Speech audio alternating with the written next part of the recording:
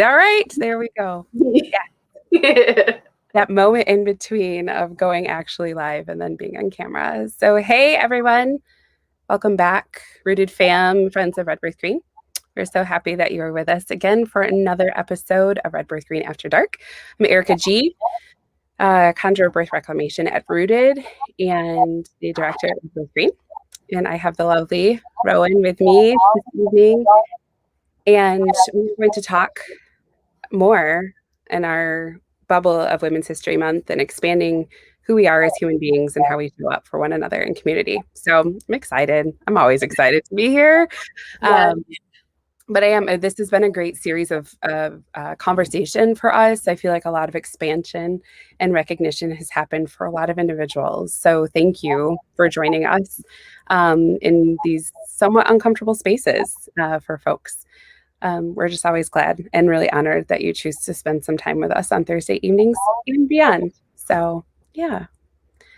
So, for tonight, we are going to jump in and start talking about how the conversations we've been having this month surrounding expanding our vocabularies when it comes to the gender spectrum and expanding our reproductive systems language. Like we're kind of start to bring it all home. Like why does this matter, right? Like we learned it once, so I need to learn it again. Yes is the answer. Okay, I'm going to keep saying that. Yes, we need to continue to evolve. This affects a lot of people and it matters a lot. So also for parents, we're going to talk specifically to parents next week and talk about like how much this matters for you and how you show up for your kids and how it helps us as parents to shape the next generation. So definitely circle back around with that. But this week, we're going to talk about the community impact of these conversations and why it matters for us to keep growing and evolving and what it looks like when it all starts to come to fruition. So yeah, Rowan, do you have any thoughts leading off? Yeah, I mean, it's interesting that the first thing that comes up for me is something that will be less so in the community, which is just shame. Like shame is so powerful and it's such a powerful force in really all of our interactions and all of our experiences in general. Like it shows up a lot and it especially shows up around these conversations. Shame for not knowing enough. Shame for feeling like somebody might know too much. Like it's just on all sides. So yeah, working toward eliminating that as a really common feeling for people, I think is a big piece. Yes. Shame has so many layers to it. And I know you and I, this is total aside, but I feel it really relates. We had a conversation earlier this week talking about food and relationships with food and how a lot of that can be steeped in shame too, right? And I think that this is so prevalent in our society that a lot of practices and things that we've always just taken as, well, this is just what we do, are actually rooted in shame. Shame can be so damaging. And I would love for us to be able to get away from that and utilize Yeah. a collective approach to doing so, because I really believe that that's what it'll take to make the type of progress that we need to see to have almost like a generational shift, right? And I think it might start with releasing some of the shame. One, doing some internal work. We can talk about that in a second. But also just getting comfortable with sitting in the uncomfortable space. Yes. That's the only way we're going to get away from things like shame and blame, is being comfortable in discomfort. Because that is the in-between space between sovereignty and empowerment and feeling shameful and blaming things. The space is discomfort in between those, I think. Yes. Oh, actually, I'm thinking you just said blame. Like shame and blame are also super linked, right? Like I feel shame and I'm going to blame you for the way that I feel, right? Mhm. Versus being able to step into a vulnerable space and take ownership for why is it that I feel shame? Do I need to? Yes. Like, Yes. yeah. And also that shame can be a result, like a direct result of blaming ourselves. Mm. It's an easy place to go if we feel it's that's like it can be tricky because there's also boundaries, right? So not blaming somebody, but saying like this doesn't work for me and we need to put a boundary here. But shame can totally like wipe those out. Shame screws everything up. Let's It just be really really, honest. it really It does. skews everything and really like put on your shame spectacles, right? And like see how it filters the world.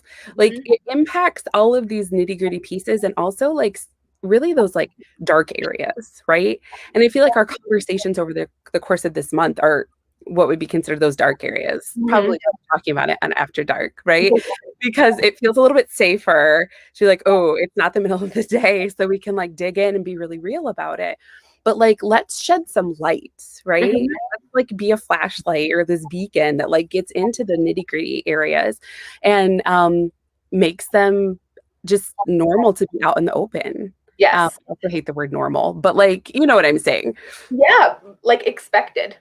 Mm, You yeah, know? expected is fantastic. That like why almost like a I would love to see it flip completely. Like, wait, you Yes. don't talk about that, Yes. right? Yes. Like, what do you Exactly. mean you don't say these things in like dinner table conversation or when you're out having coffee with friends, right? Our bodies. We all have a body. Like that the food shame conversation is the same as the body shame and the sex shame and the parts shame conversation, the gender shame conversation. Like they're all the same. Like it's all about our bodies and how people perceive each other's bodies, how we perceive our own bodies. And so to not have that be normal, to not have that like integral knowledge of the thing that we're like walking around in, and to have the knowledge of that be shameful, just as it doesn't make any sense. It makes zero sense. I'm also thinking, apparently, like I think we've had little moments this week that were leading up to this conversation because I'm thinking about, I wasn't even planning to talk about this tonight, but like I know I showed you the other day, scrolling for our suggested pages on our business Red Birth Green account on Instagram, right? And I we're going to do a whole series about this actually like later because it needs to be unpacked on so many layers. But the thing that's so shocking to me is that we talk about birth and babies and bellies and sexuality on our account, and our suggested pages were all before and after photos of weight loss and like not related to body positivity, no bopo, like that's not what this was, right? And I'm like, wow, we are dealing with people in places of transformation, and the algorithms are saying, oh, that must be related to your size and the space that you take up and your relation to gravity on this planet.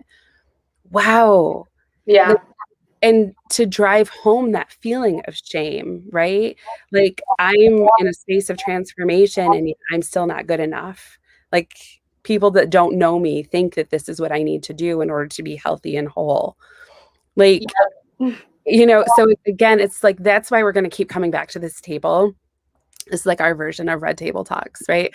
And like so that we can just keep bringing these things to the surface and have them be completely um, I was gonna say normalized. No, neutralized.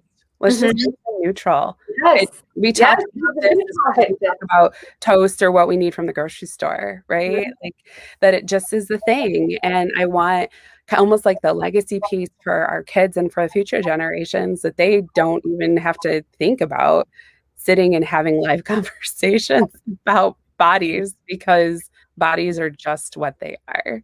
Yes. Yeah, and it's so important to just like recognize, yes, what is like generally normal for our bodies, but also just what's normal for each of us individually, you know? What does my body look like? What does it feel like? What does it do? How does it cycle through emotions and whatever? Like we just getting in touch with our own bodies, the community and collective impact of it is going to be that it provides safe space for everyone else to do the same. And the way to do that is to practice. And it's really hard to practice because the world is not yet that safe space. And so it's really about like creating it. And the impact of doing that is huge. Even just in small spaces, you can see the impact of that. Yes. I hope that we're a small space for a number of people, right? And that they can let their people know, like, hey, I have a safe space or a brave space for us to come to if we want to dig into this. I just think we're inundated. Like we all know we're in information overload right now, constantly, right? But we're inundated by the other. And so it can almost be painful, like moving from shame into pain, right? Like, but I want to talk about the practicing piece and how that can help both of those parts. Like sometimes moving out of that shame mindset is a painful process, but with more and more practice, it becomes less so, right? And so, like, knowing like, yes, what is normal for me? How do I cycle in and out of these spaces and different ways of being? What feels good to me? What doesn't? Like, there's a whole book, Pleasure Activism. If you haven't read it, check it out. Like, that's a really powerful read. Knowing my no, like, like consent, all of these things. We talk a lot with our birth keepers about radical consent and what that looks like and how that can show up in different clinical spaces.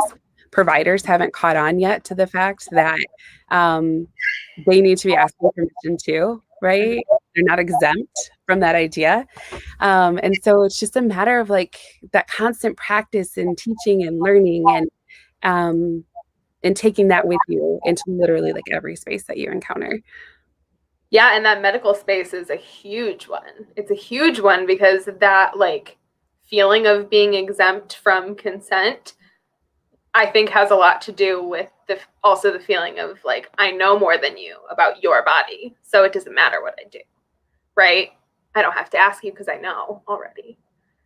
And no, like number one, no, and number two, like what if we can walk into those spaces knowing more, knowing that we know more about our bodies than they do, and being able to like carry that into the conversations that we have.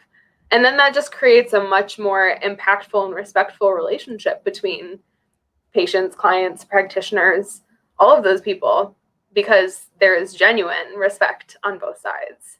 Yes. Oh, mutual respect. That's my jam.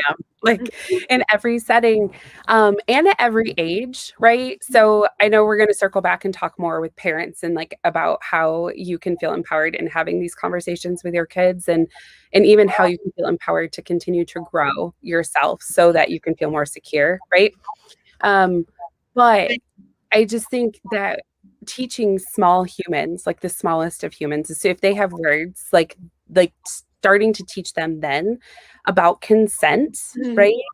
And that it's okay to say no, even to a loved one with no shame, right? Yes. Because that's what feels right for them. Like that's okay. But that can be difficult and hard too, and sometimes painful, especially if it's family members, right? All of these things are all interlinked, like, but it does start when they're very small. And I think a lot of us didn't have that luxury of having that be part of the daily conversation or the learning process, or what was even modeled for us, right? Growing up. And so I'm wondering what it looks like for us to come together as a community of people who say, we want to do this different so that hopefully this next generation of young people doesn't have to experience the heartache, the shame that comes from feeling violated, all of those types of things. What does it look like for us to come together collaboratively and use our strength in numbers to start leaving a different path for them? Yes. Yeah, and it is a huge community effort to do that. Like the so having like been in spaces with young people and like teaching them that consent piece from whether it's like a very early age or even like middle school ages, and saying like the main thing that drives it home in my experience is, hey, you know, like if a parent or a family member has ever told you that you have to give them a hug or you have to give them a kiss, you don't, like, you don't have to do that. You never have to do that, and you never ever have to do anything with your body that you don't want to do. And they're like, oh. And it's even in those spaces where there's like parents signing their kids up for this education, that's still a shock because it's ingrained into our communities and into our cultures that that is not okay, that you have to, for whatever reason. And yeah, we'll talk about this a lot more next week too, but I just think that that piece is really, the consent piece is super powerful, especially getting it from that early age. It just changes the whole trajectory of a community. Absolutely. I'm just thinking too, like let's talk about clinical settings for a moment, because that's a big one. Obviously, a big sigh, like, oh man. And I just think about how different it can be for people with cervixes. Like if they know what is normal for their internal system, right? If they've been able to get a speculum in a mirror and actually look and see, right? Yeah. To enter into that clinical space when something is off or askew and be able to have a conversation that is very, very detailed and specific. Yes. To say, I know that normally my cervix during this point in my cycle looks like this. And for the last 3 months, that hasn't been the case. That's why I'm here today. Like, yes. Yeah. Yeah. I mean, go ahead. And I was just gonna say, like, even like simply knowing the feeling of like what a speculum is supposed to feel like when it's being used versus when somebody is not using it properly, because that does happen in clinical settings a lot. Totally happens in clinical settings.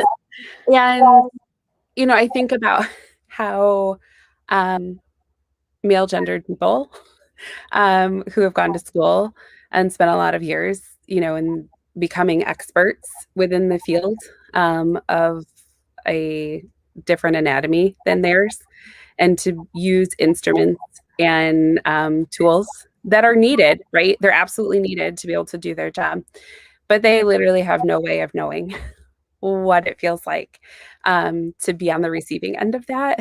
And so, again, for us to be in a place of power and knowledge, to be like, whoa, whoa, whoa, this something is not right, right? Please stop. You know, can we try this differently? Like, do you have a smaller size? Speculums come in size, like different sizes, everyone. Like, take that knowledge with you. If you're taking tonight, like, ask for a different speculum size if it's uncomfortable. It shouldn't be, right? But if you don't know to ask. You don't know, like, that there are different options. You don't know that you can bring your own lube to an appointment, right? Your body is really sensitive to different things, but you have something that works for you, take it with you. It's okay, right? Yes. Yeah. I don't know. I just can't stop thinking about like if everyone were just able to walk into a medical setting, a clinical setting, whatever, with that knowledge. Like, wow, that would be such a radical change, a radical difference. That would become structural, you know? Well, that's kind of what I'm thinking, right? Is that, like, that's the collective piece, the community piece, that if we become a group of people where the expectation is one of mutual respect, because you know that I know, right? Like, that literally does force structural and systemic change. That's what we're here for, right? Is to change all of the things in all of the ways that we can. And so, but it all starts with knowledge. You don't know what you don't know. And so that's why we're going to keep coming here and talking about these things and saying the things and holding space for others to join us. because we want to see those systems change and be favorable um, for everybody, Mhm. everyone and everybody. Like, and we're not there yet. We're Nope. just not there yet. We're So not. And it is a ripple effect. It's a huge ripple effect. Like this live, this video, and all the other ones that we've done and will do, and every other educational piece tool that other people create. Like those are all just like a drop that just can spread. And so like these conversations are happening and they are beginning to spread out. Like it really is, I think, like a new wave of body literacy, of body sovereignty, and it's going to take time and energy and collective agreement that this is the way that we're going to start talking, that like that puritanical like view of the body it's got to go. yes, That I we mean, can't we can know. start just by like taking out names for procedures on bodies that were, you know, named because of white men who discovered them, like through really, really horrific measures a lot of times. Like, can we start there? Like, that would be amazing for me. Just in the language, yes, absolutely. Yes.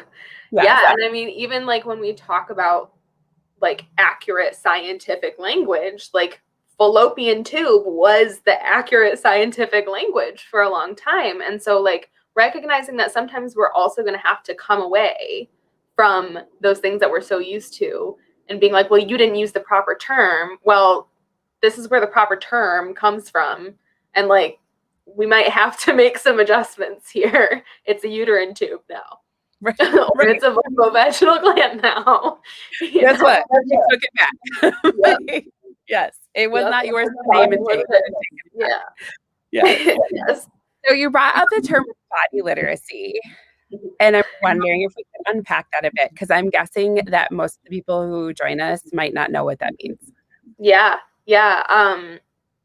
Well, so I'm studying to be a fertility awareness educator, and in the fertility awareness world, body literacy is kind of a term that's like coming to being more and more all the time. And it's just this idea of being able to read our bodies based on knowledge that we have of how they work, right?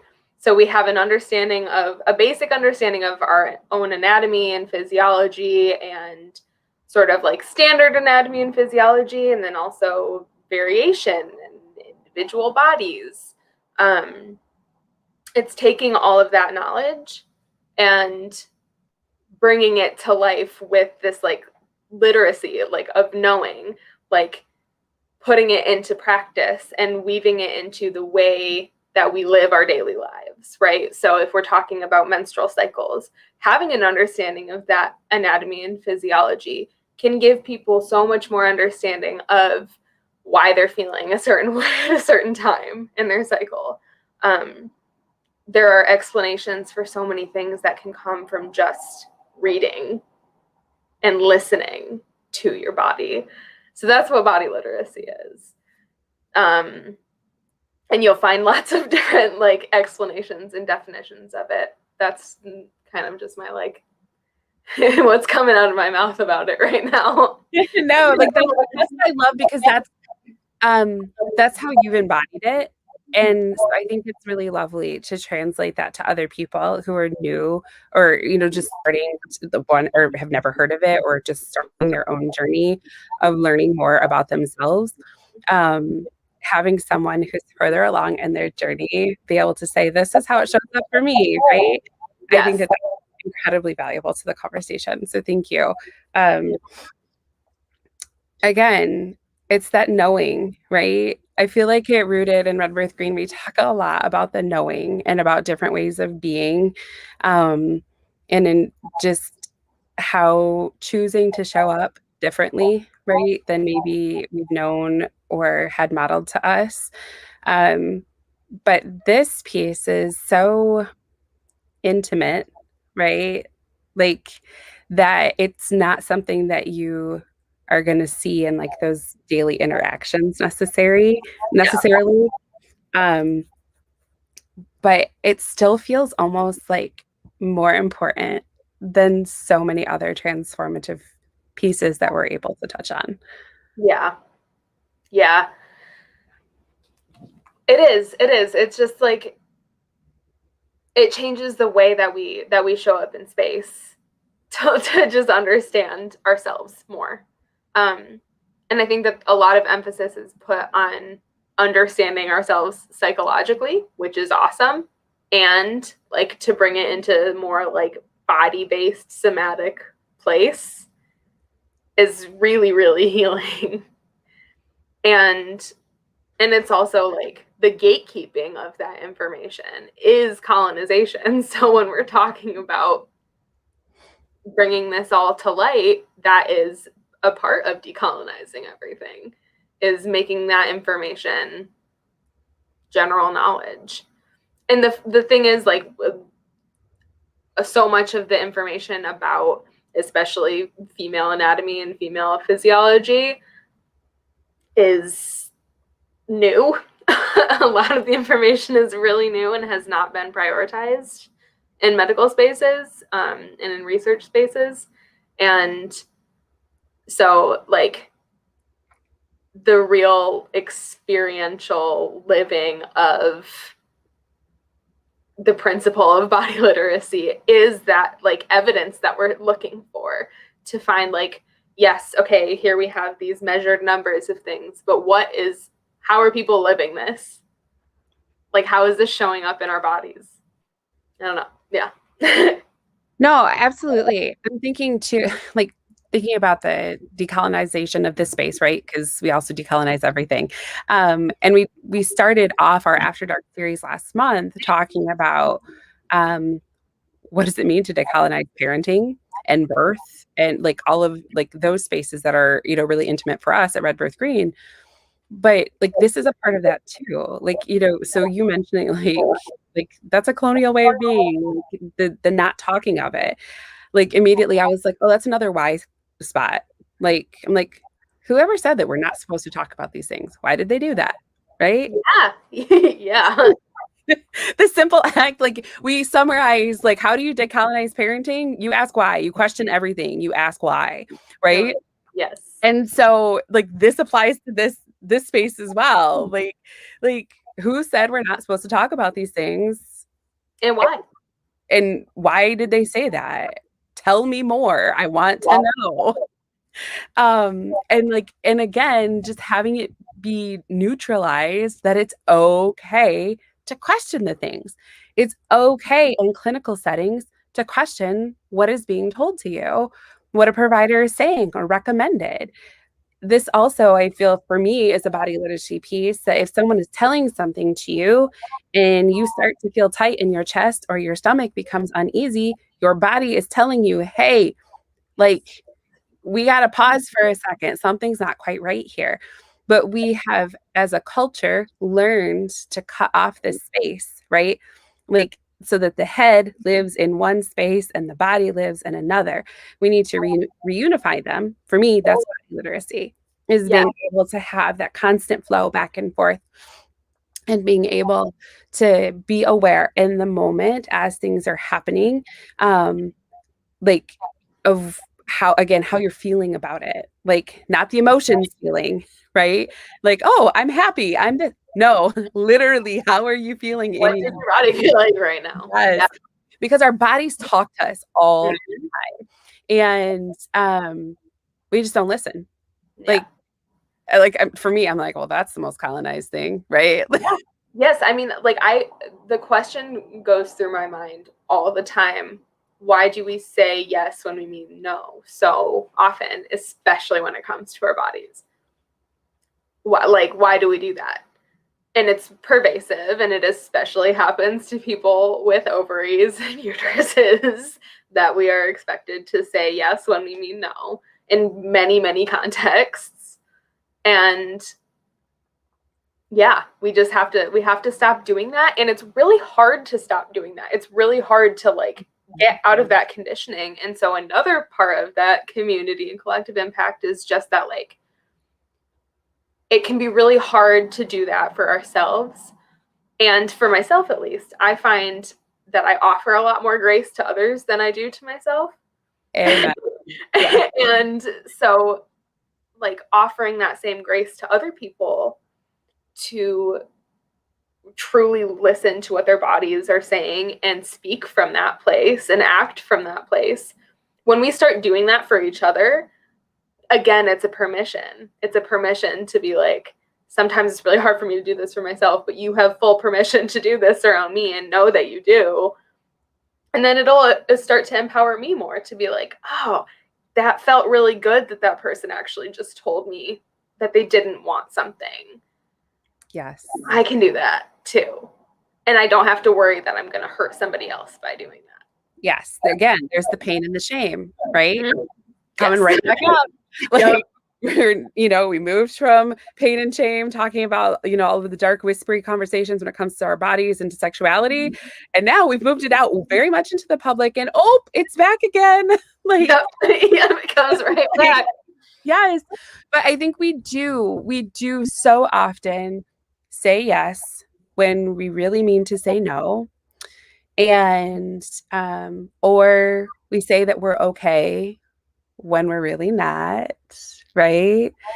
And creating these spaces collectively as a community where they're designed for bravery and safety and transparency, like those moments of transparency and transformation, because I feel like those are so often so very linked together, right? Yeah.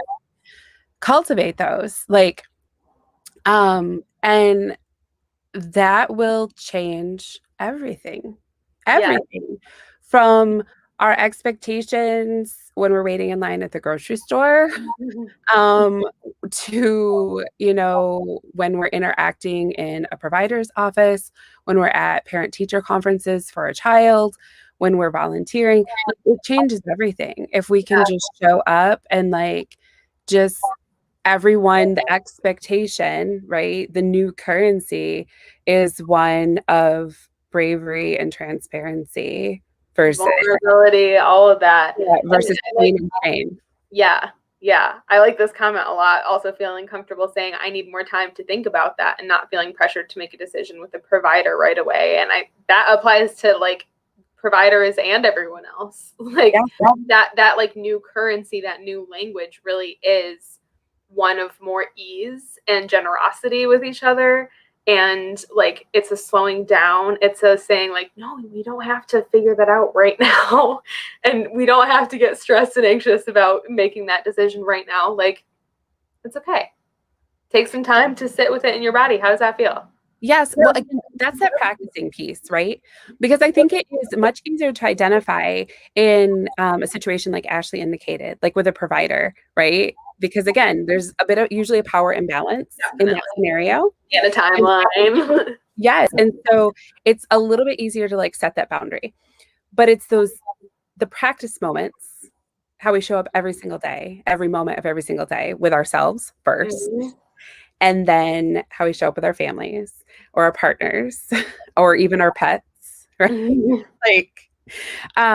And then we just keep rippling out from there.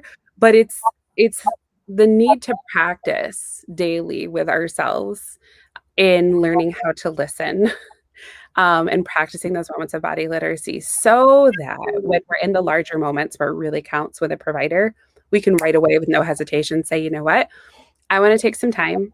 Also, is it okay if I take notes? Right?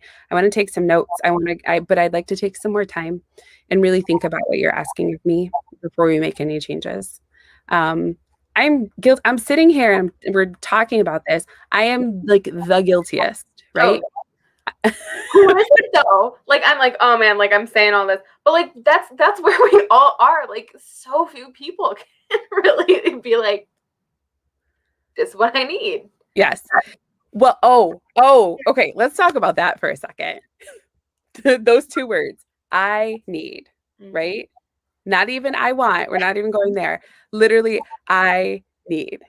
The difficulty in just saying that again, starts with body literacy and knowing, just your personal knowing, because you can't tell somebody else what you need if you even have no idea what's happening in here, right? Yeah. Like, Yes. it's not Yes. possible. 100%. Yes. Yeah. And but then again, if we start showing up in spaces that are cultivated for bravery and transparency and vulnerability, how much easier does it become to simply say, you know what? Right now, I need this. Because you don't have to think about, oh, is this going to hurt somebody else? Is this going to make them uncomfortable? Yeah, you're Like, expected to show up that way. yes, Yeah. I love how this feels. Yeah. Like dreaming about better experiences Right. community wide and the impact then that has um, on everyone. Like Mm-hmm. instead of just kind of shitting on each other, for lack of a better term. Like, Yeah, and like okay, so the phrase rolling through my head is somatic consent, which is just that like there's the verbal, there's the yes means yes, the no means no, and then there's also like that body literacy piece of saying yes. So I know what my body is saying, and I'm going to listen to it because the consent of what my body is actually telling me that I want is different from what my brain is telling me I should do. mm, and And I know how that shows up in my body. And so maybe I could actually also recognize it in somebody else's body. And like, here's another opportunity to offer that to somebody else and be like, hey, I noticed you just said yes to this, but like, you seem like really tense in your body. So how is that feeling for you? And then it is like, it is that vulnerable space, and it's encouraging that vulnerability, and that can be really uncomfortable. And we got to practice. yes, it can be so uncomfortable. So I'm thinking, like, how can we encourage folks to practice Hmm. this Mm-hmm. in the next week? And then we're going to check in because that's what we do, Yeah. right? And we'll encourage people to like jump in the comments and be like, okay, I listened and I practiced in this way. So like, if you're watching this right now, like whether you're live or you've come back to watch it with us, like, I want you to take some time in the next week or so or what, and then come back to whenever you're watching the next time that we're together and share how you chose to practice, acknowledging what's happening, Mm-hmm. or even if you can't feel it yet, right? Your nervous system is blitzed out from just year after year after year after year of disconnect and not. That's Mm-hmm. right. Yep. And that's real. Yes. That's so Oh real. my gosh. It is so real.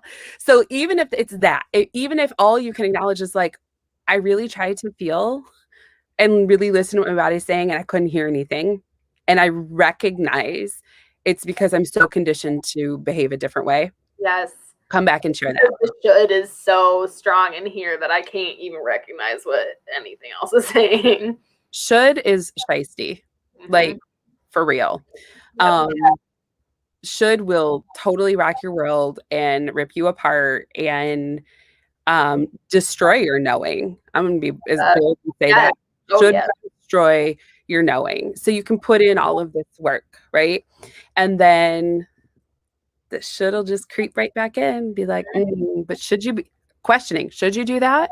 Mm-hmm. And Right? that's shame. That's just that's also just shame. Yes. All this alliteration with these words that are trash and need to go away. Good shame, Yeah. shadow. Yes. Oh, yes. Shadow work. Oh, that could be another talk too. Ooh, for sure. Yes.